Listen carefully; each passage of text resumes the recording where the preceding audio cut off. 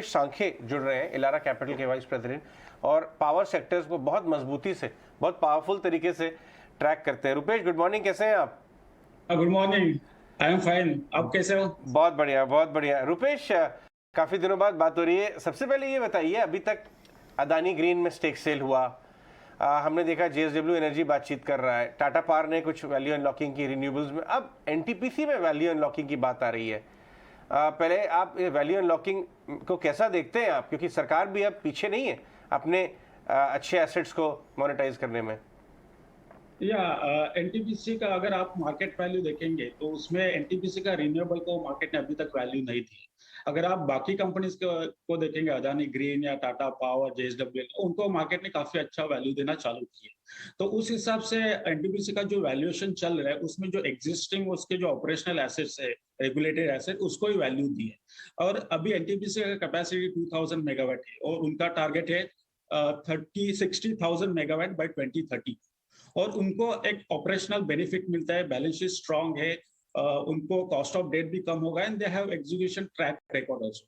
तो अगर वो अपना कैपिटल अलोकेशन को बेटर अगर कैपिटलाइज कर लेता है तो आई थिंक उसमें अच्छा बड़ा वैल्यू क्रिएट हो सकता है। क्योंकि जो टाटा पावर है उनको 12-13 का ईवी एबिटा मिला है और NTPC just 1 times price to book value चल रहे हैं, जस्ट 7 टाइम्स ईवी एबिटा चल रहे हैं। तो मुझे लगता है एनटीपीसी के लिए ये बहुत बड़ा ग्रोथ री रेटिंग हो सकता है अगर रिन्यूएबल को अनलॉक करता है वैल्यू, क्योंकि उनका ट्रैक रिकॉर्ड अच्छा है और पाइपलाइन प्रोजेक्ट्स भी काफी अच्छे हैं।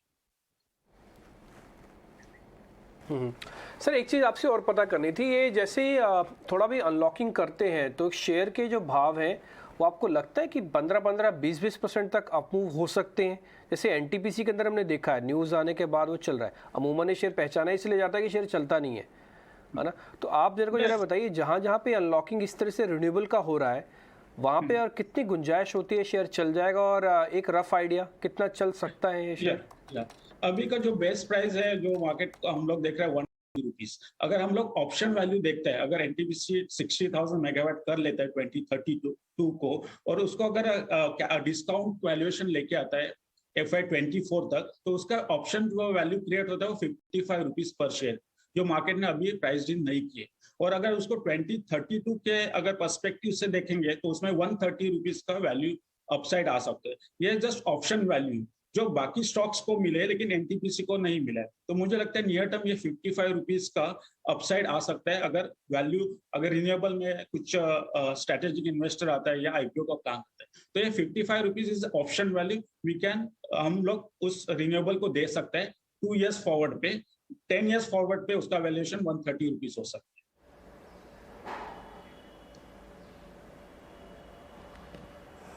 ओके, तो ये रिन्यूएबल स्पेस पे बात हुई। आपसे स्पेसिफिकली अगर कंपनी वाइज बात करें, टाटा पावर, इस पर क्या व्यू बन रहा है आपका? ये भी लगातार फोकस में है, रिन्यूएबल स्पेस पर काफ़ी अग्रेसिवली फोकस कर रही है। आने वाले समय में रिन्यूएबल एसेट्स जो हैं इनकी, वहाँ पर भी ये बात कर रहे हैं कि काफ़ी एक बड़ा एसेट क्रिएट होता हुआ दिखाई देगा रिन्यूएबल पर, यहाँ पर भी फोकस करेंगे।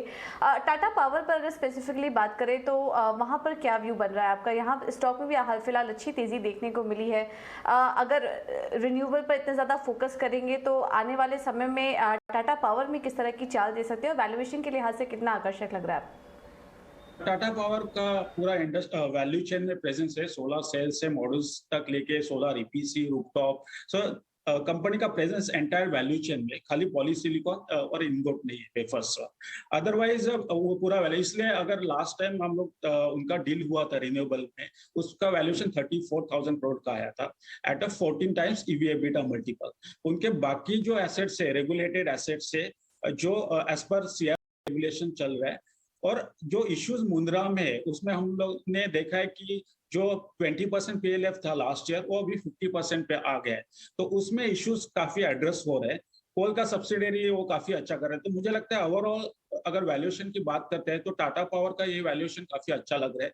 यहाँ से रिन्यूएबल फोकस है, उनका डिस्ट्रीब्यूशन में काफी अच्छा प्रेजेंस है, और जो बाकी रेगुलेटेड एसेट्स है उसमें ग्रोथ अच्छा आ रहा है। तो लगता है कि टाटा पावर रिन्यूएबल में अच्छा प्लेस है, उनको वैल्यू चेन का बेनिफिट मिलेगा and they are also aggressively PLI scheme के लिए इंटरेस्टेड है। तो मुझे लगता है कि टाटा पावर भी इस वैल्यूएशन पे अच्छा बेट हो सकता है।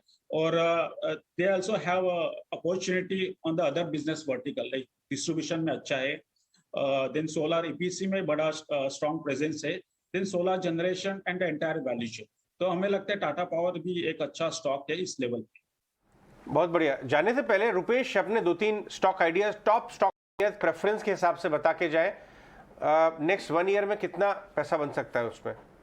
या अगर डिमांड सप्लाई की बात करेंगे तो हमने देखा कि जो पीक डिमांड 225 गीगावाट गया था वो अभी 170 गीगावाट में आया, और हमें लगता है कि सितंबर ऑनवर्ड्स वापस वो 220 गीगावाट तक आ सकता है। तो अभी रिन्यूएबल एनर्जी में कुछ कैपेसिटी एडिशन नहीं हो रहा है, तो मुझे लगता है एग्जिस्टिंग ऑपरेशनल एसेट है उनके लिए बेनिफिट है। तो उस एंगल से अगर देखेंगे डिमांड सप्लाई मिसमैच, तो हम देखते हैं कि लार्ज कैप में एनटीपीसी, टाटा पावर अच्छा प्लेस है, स्मॉल कैप में एनएचपीसी एंड आईएक्स जो ट्रेडिंग प्लेटफॉर्म, एक्सचेंज प्लेटफॉर्म है, वहां पे अच्छा वॉल्यूम दिख सकता है।